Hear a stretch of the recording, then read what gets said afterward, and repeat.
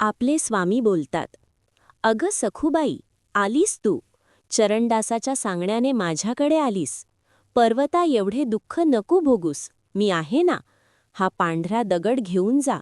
रोज न चुकता अंगाला उगाळून लाव. तुझे दुःख दूर होईल." स्वामी लीला.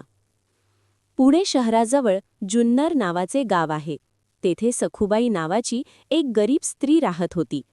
ते गरीब होती पण आनंदात होती. सर्व काही सुरळीत सुरू होते. पण अचानक काही दिवसात तिच्या शरीराला कुष्ठरोगाची लागण होते. ती भरपूर उपाय करते, पण तिला काहीच गुण येत नाही. उलटपक्षी आजार अधिक वाढतच होता. एके दिवशी श्री चरणदास नावाचे साधू तिच्या घरी भिक्षेसाठी येतात. "माये, भिक्षा वाढ," असे बोलतात.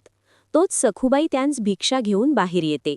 भिक्षा वाढल्यानंतर सखूबाई आपल्या आजाराबद्दल साधूला विचारतात. तो श्री चरणदास बोलतात की "माये, तू अक्कलकोटला जा. तेथे प्रत्यक्ष चालते बोलते परब्रह्म सगुण रूपात आहेत. तू त्यांचे दर्शन जर घेतले तर नक्की बरी होशील. लवकर जा, उशीर नको करू." असे ऐकताच सखूबाईला खूप बरे वाटते. नंतर काही दिवसातच सखूबाई अक्कलकोट येथे येते. सोबत तिच्या मुलीला पण घेऊन येते. मजल दर मजल करत अक्कलकोटमध्ये आल्यानंतर तेथील भक्तिमय वातावरण बघून तिला खूप समाधान वाटते. आता स्वामींचे दर्शन घेण्याचा अनन्य भाव तिला बैचैन करत होता. स्वामी भेटावे ही तिला आस लागली होती. स्वामी कोठे भेटतील हा प्रश्न तिने तेथील सेवेकरी मंडळींना तिने विचारताच, स्वामी तर खंडोबाच्या मंदिरात आहेत असे तिला समजते. तेव्हा ती खंडोबा मंदिरात येते.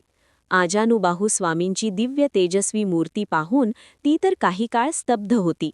तिला काय बोलावे सुचतच नाही. तोच सर्वांतर्यामी स्वामी बोलतात, "अगं सखूबाई, आलीस तू. चरणदासाच्या सांगण्याने माझ्याकडे आलीस. पर्वता एवढे दुःख नको भोगूस, मी आहे ना. हा पांढरा दगड घेऊन जा. रोज न चुकता अंगाला उगाळून लाव. तुझे दुःख दूर होईल." ही स्वामींची दिव्य अभयवाणी ऐकून सखूबाईच्या आनंदाला पारावार उरला नव्हता. तिच्या डोळ्यातून आनंदाश्रू वाहू लागले होते. त्या आनंदाश्रूंनी तिने स्वामी चरणाचा अभिषेक केला. असो, पुढे सखूबाई स्वामी आज्ञेप्रमाणे तिला दिलेला पांढरा दगड रोज उगाळून लावत. साधारणपणे 1 महिना सखूबाईने हा नित्यक्रम केला. आणि आश्चर्य म्हणजे तिला अनुभव आला. 1 महिन्यातच शरीरावर आलेला कुष्ठरोग पूर्णपणे बरा झाला. असो, पुढे काही दिवस सखूबाईने अक्कलकोट येथे स्वामी सेवा केली आणि नंतर आनंदाने आपल्या गावी परत आली. धन्यवाद स्वामी. कोटी कोटी धन्यवाद स्वामी. आजचा बोध. स्वामी भक्त हो, अहो, जिथे स्वामी पाय तिथे न्यून काय. आजची स्वामीवाणी म्हणजे आपण सर्वांनी पांढरा दगड उगाळून लावण्याची स्वामी आज्ञाच आहे. हो, अगदी बरोबर, पांढरा दगड. पण स्वामी भक्त हो, या पांढऱ्या दगडाचा अर्थ तरी काय आहे? स्वामी आज आपणास काय संकेत देत आहेत? तर चला, आज यावर मनन करूया.